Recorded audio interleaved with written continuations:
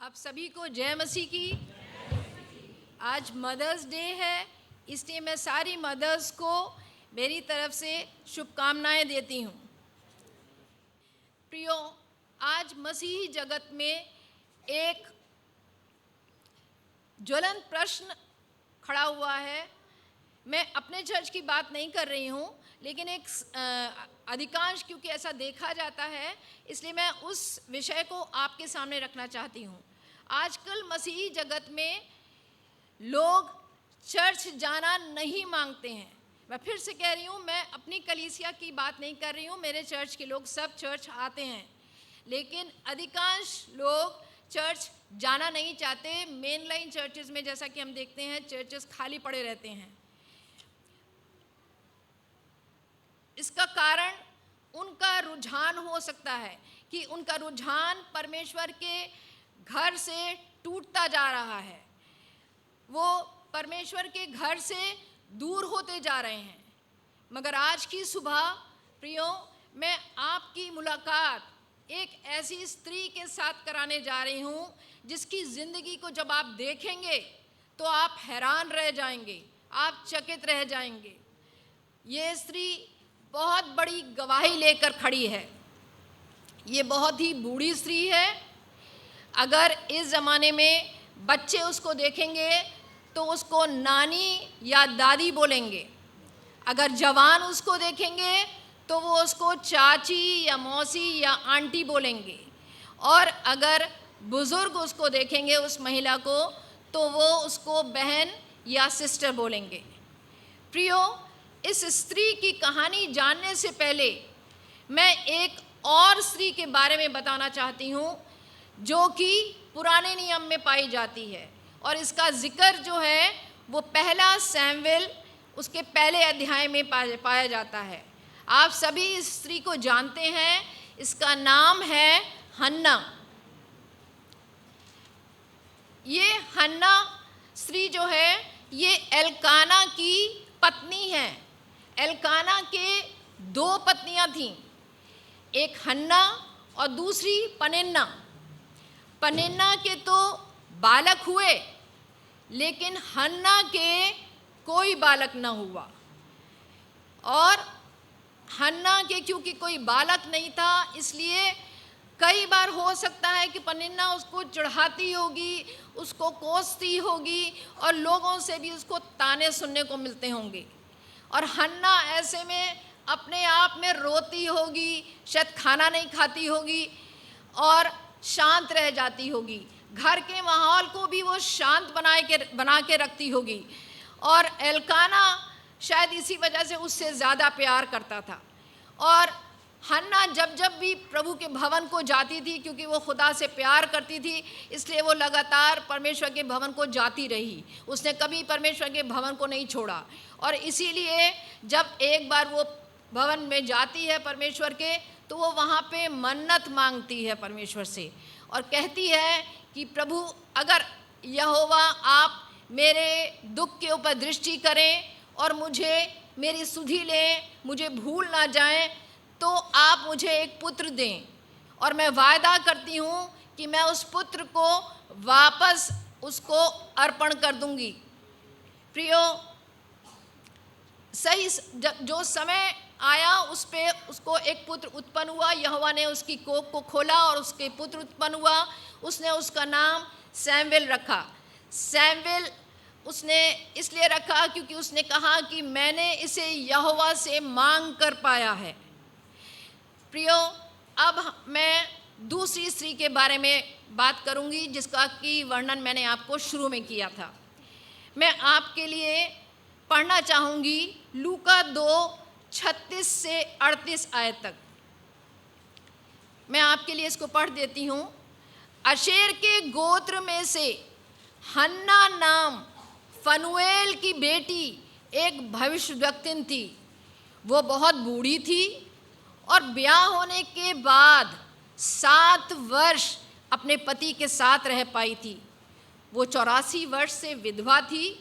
मंदिर को नहीं छोड़ती थी, पर उपवास और प्रार्थना कर कर के उपासना किया करती थी। और वो उस घड़ी वहाँ आकर प्रभु का धन्यवाद करने लगी और उन सबों से जो यरूशलेम के छुटकारे की बाट जोते थे उसके विषय में बात करने लगी।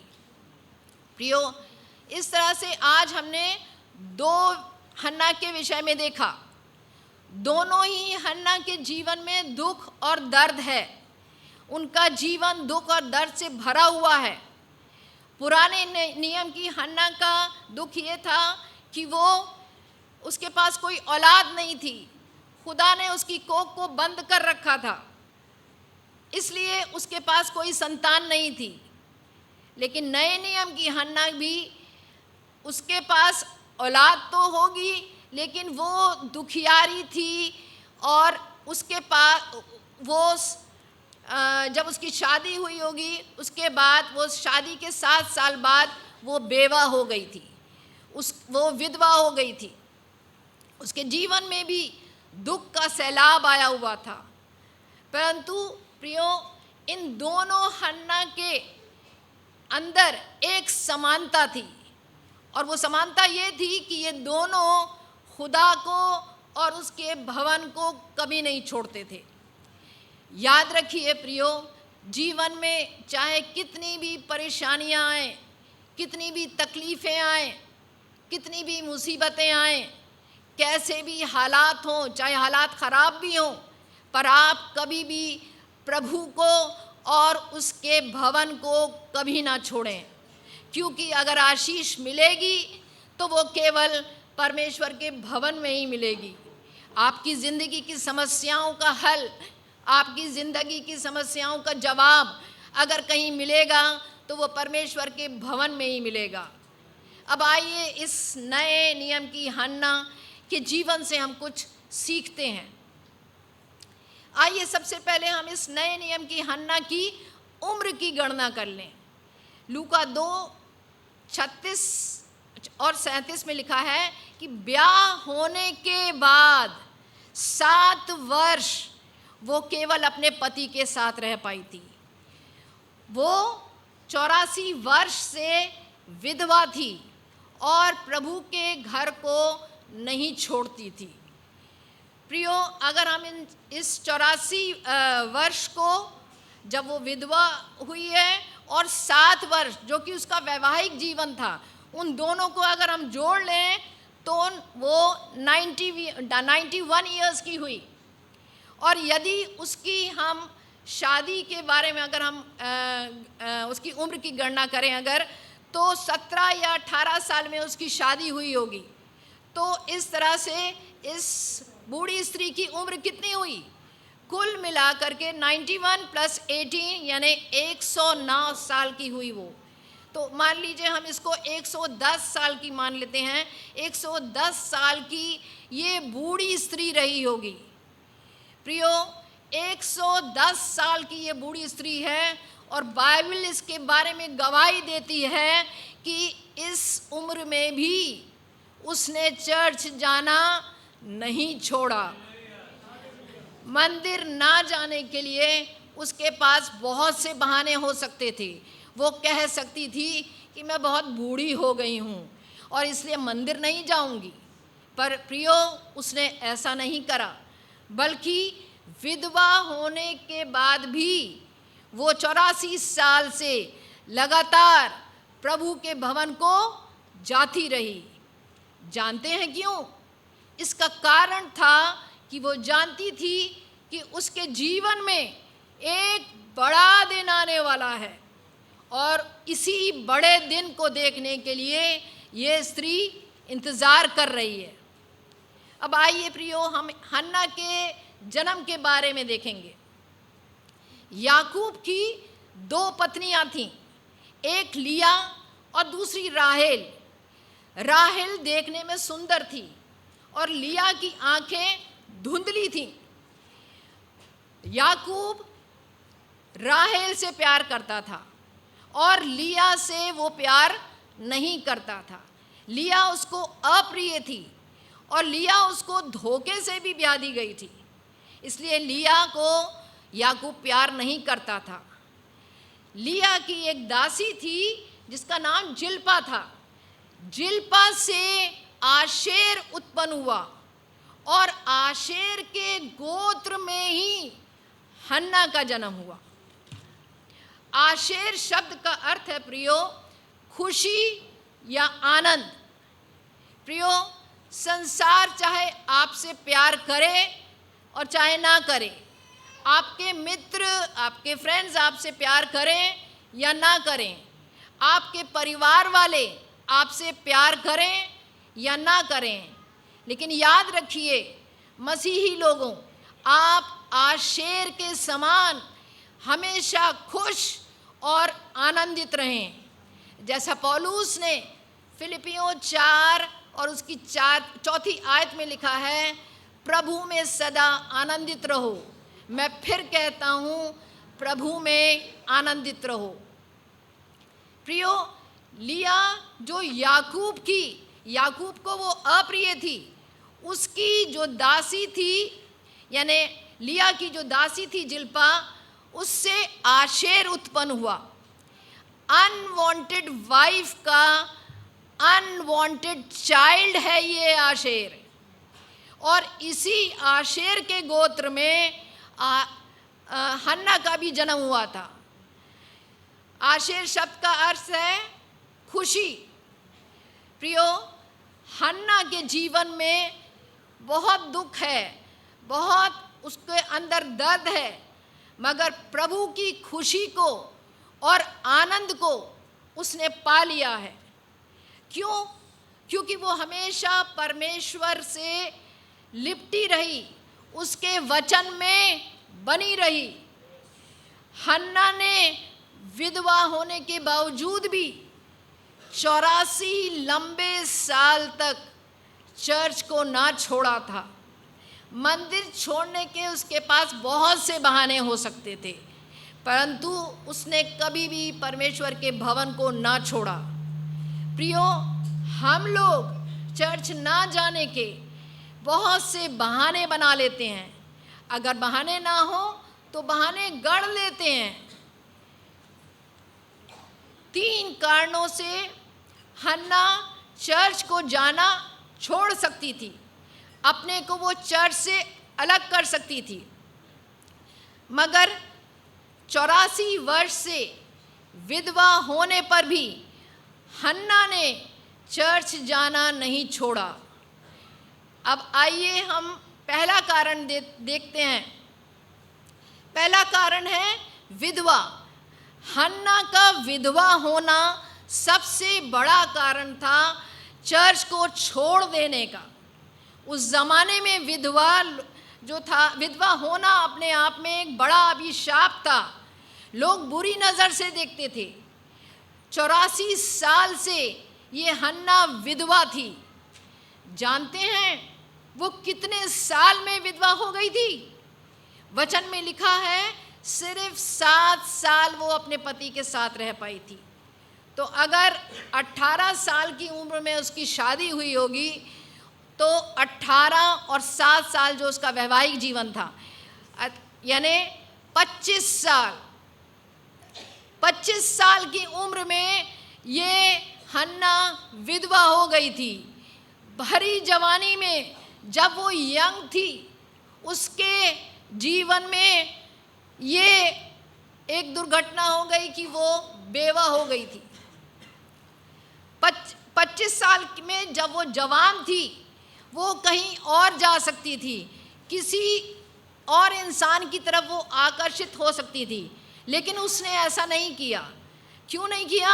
क्योंकि वो प्रभु से प्यार करती थी। वो प्रभु के वचन से लिपटी रही, उसके वचन में बनी रही, और इसीलिए वो प्रभु से दूर नहीं जा पाई। उसके जीवन में कितना बड़ा सवाल उठ खड़ा हुआ होगा कि ये कौन सा ईश्वर है जिसने भरी जवानी में उसको विधवा कर दिया था, या अगर कोई ईश्वर है तो उसकी ज़िंदगी में ये क्रूर मजाक क्यों हुआ है। वो कह सकती थी कि मैं अब चर्च नहीं जाऊंगी।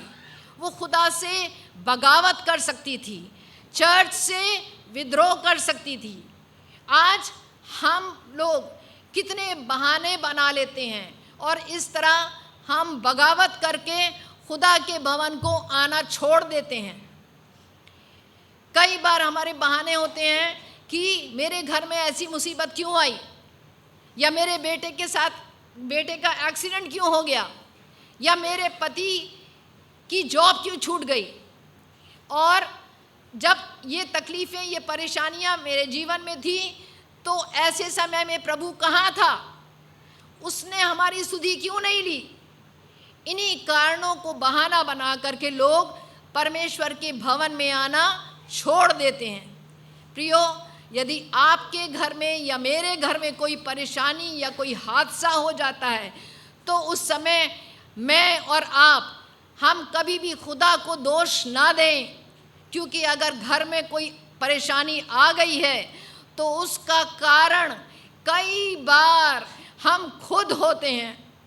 जैसा वचन में हम देखते हैं कि आदम से खुदा ने कह दिया था कि जिस दिन तू भले और बुरे ज्ञान के वृक्ष के फल को खाएगा उसी दिन मर जाएगा।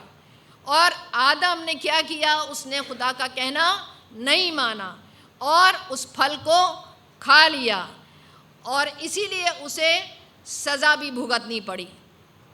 प्रियो, इसी तरह से जब हम भी खुदा के कहने को नहीं मानते हैं, उसके वचन पर नहीं चलते हैं और पाप कर जाते हैं, तो उसका परिणाम भी हमको भुगतना पड़ता है।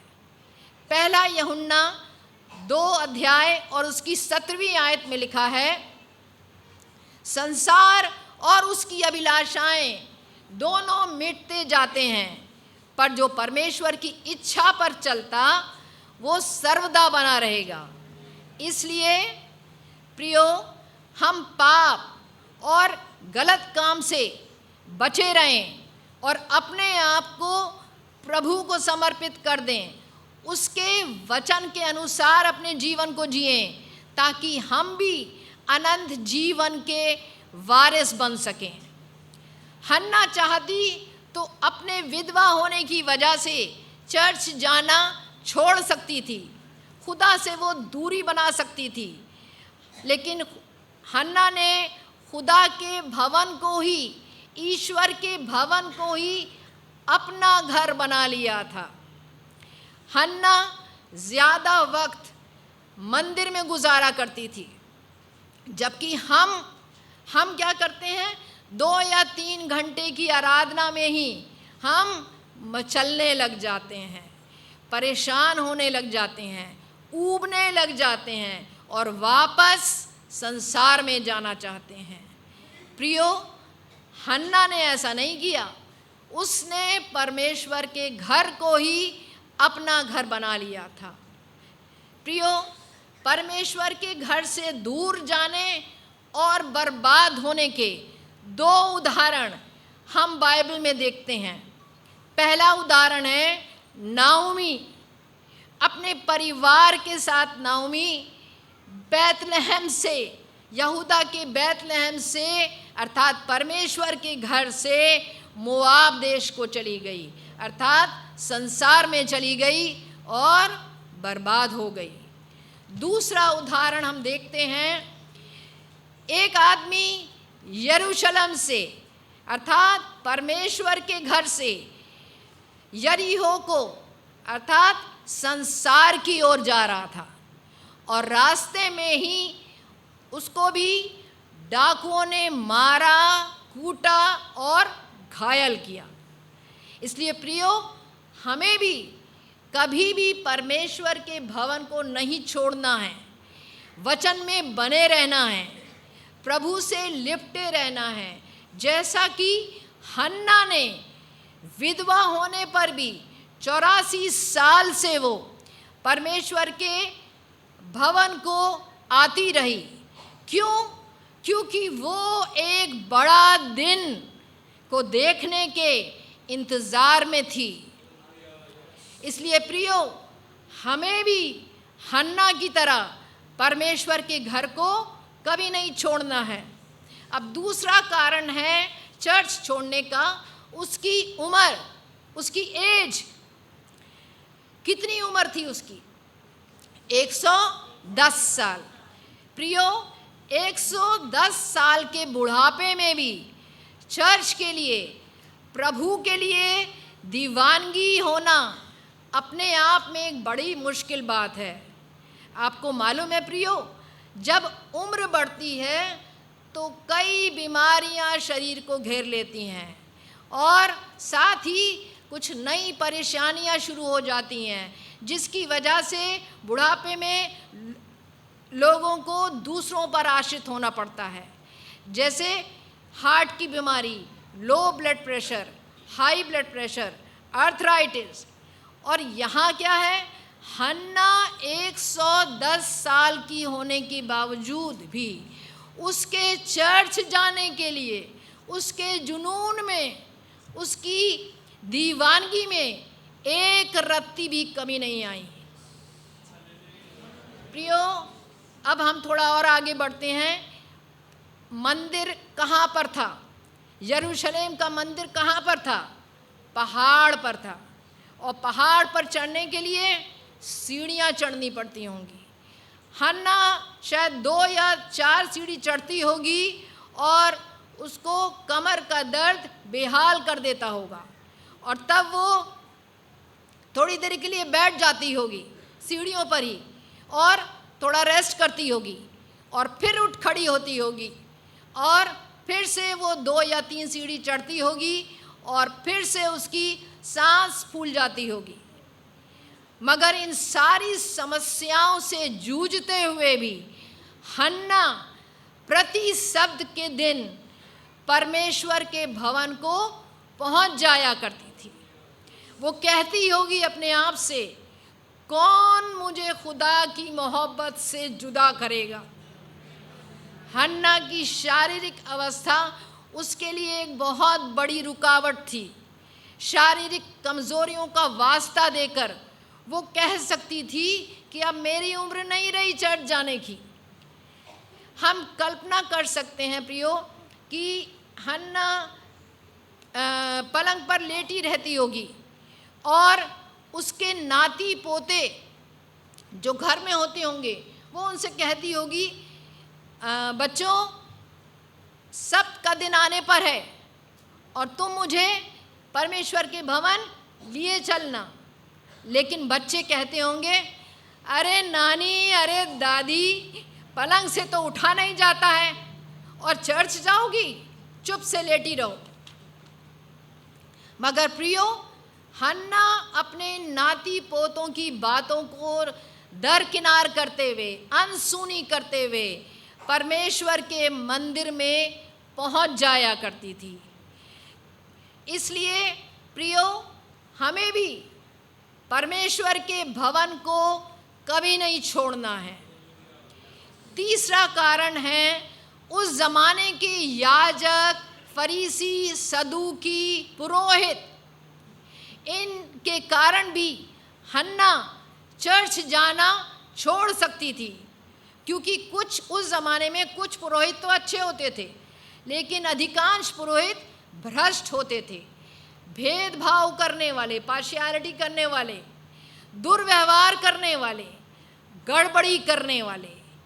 पुराने ज़माने में यहूदी समाज के अंदर पुरोहित और याजक ये विधवाओं का शोषण किया करते थे, क्योंकि विधवाएं असुरक्षित होती थीं और कई बार अपनी ज़मीन जायदाद के प्रबंधन के लिए, यानी मैनेजमेंट ऑफ प्रॉपर्टी के लिए और कानूनी सलाह, लीगल एडवाइस के लिए वो इन्हीं धर्म गुरुओं के ऊपर निर्भर हुआ करती थीं।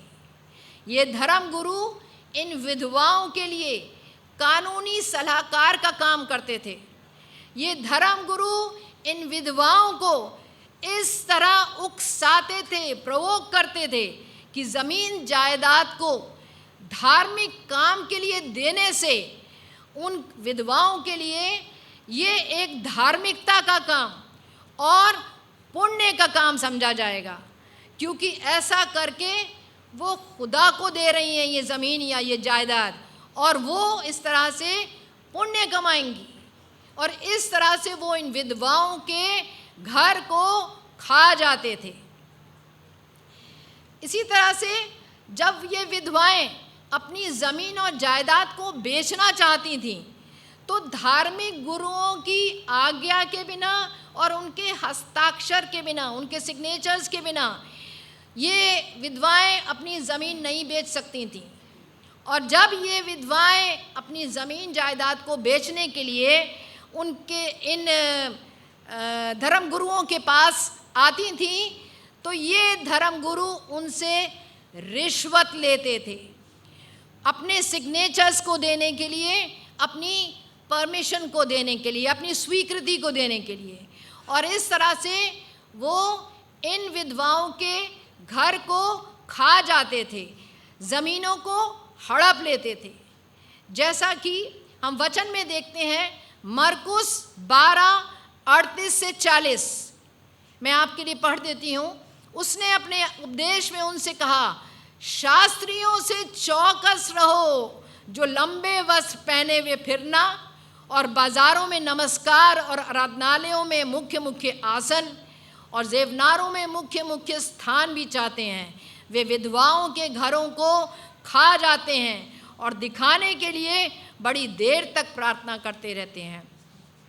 इसलिए प्रियो, हन्ना के जीवन में भी ये एक कारण हो सकता था कि वो मंदिर को छोड़ देती, लेकिन प्रियो, उसने परमेश्वर के भवन को कभी नहीं छोड़ा। आइए अब हम देखते हैं, चर्च ना छोड़ने का कारण है उसके परिवार की शिक्षा, उसके परिवार में उसका लालन पोषण, यानी उसकी अपब्रिंगिंग। प्रियो, हन्ना किसकी बेटी थी? आशेर के गोत्र में हन्ना पैदा हुई थी, जो कि फनुएल की बेटी थी। और फनुएल का अर्थ है फेस ऑफ गॉड, ईश्वर का चेहरा। प्रियो, जब हन्ना अपने पापा के चेहरे को देखती होगी तो उसे अपने पापा दिखाई नहीं देते थे, पर वो अपने पापा में खुदा को देखती थी, अपने पापा में खुदा के चेहरे को देखती थी, अपने पिता में, अपने पापा में खुदा के तेज को देखती थी। आज हम मसीही माँ बाप, हम अपने बच्चों को क्या तस्वीर दिखा रहे हैं? हमारे बच्चे हमारे अंदर किसकी तस्वीर देख रहे हैं? पान खाने वाले पापा की, गुटखा खाने वाले पापा की, या झगड़ा करने वाले माँ बाप की, या शराबी पापा की? प्रियो, बच्चों को अगर हम अपने जीवन से खुदा की तस्वीर को दिखाएं, तो अगर हमारे बच्चे भटक भी जाएं, तो भी वो एक दिन अपने घर वापस आ जाएंगे। उड़ाऊ पुत्र का भी जिक्र आप जानते हैं उस उड़ाऊ पुत्र के बारे में। जब उड़ाऊ पुत्र भटक गया था और सुअरों के बीच में बैठा हुआ था, तो उस वक्त वो जब अपने आपे में आया तो उसे अपने पापा याद आए। उसने कभी अपने पापा के अंदर ईश्वर के चेहरे को देखा था, जो कि क्षमा करने वाला ईश्वर है, जो कि प्रेम करने वाला परमेश्वर है, जो कि तरस खाने वाला ईश्वर है। और इसी पापा की तस्वीर ने उसकी हिम्मत बांधी कि अब मैं उठकर अपने पापा के पास जाऊंगा, अपने घर जाऊंगा। इसलिए प्रियो, घर की शिक्षा सबसे बड़ा कारण था हन्ना के लिए चर्च को उसने कभी ना छोड़ने का। इसलिए हमें भी अपने जीवन से, अपने चेहरे से, अपने व्यवहार से खुदा को दिखाना है, उसके जलाल को दिखाना है, अपने परिवार वालों को और साथ ही दुनिया को। प्रियो, आपको पता है, हन्ना को खुदा ने वो जगह दे दी थी जो कि किसी सामान्य स्त्री को इज़राइल में कभी नहीं मिली थी। वो एक भविष्यवक्ता थी, प्रॉफिटेस थी, यरूशलेम में स्त्रियों को जाने के लिए एक ही फाटक से अनुमति थी। फाटक के बाद आंगन खुलता था और आंगन के बाद या आंगन के उस पार जाने की किसी भी सामान्य स्त्री को जाने की अनुमति नहीं थी। वहाँ पे स्त्रियों को जाना वर्जित था। मगर हन्ना ने वो मुकाम हासिल कर लिया था, वो दर्जा हासिल कर लिया था, जो कि वो ताकि वो उस आंगन के उस पार जा सके, क्योंकि वो एक भविष्यवक्ता थी।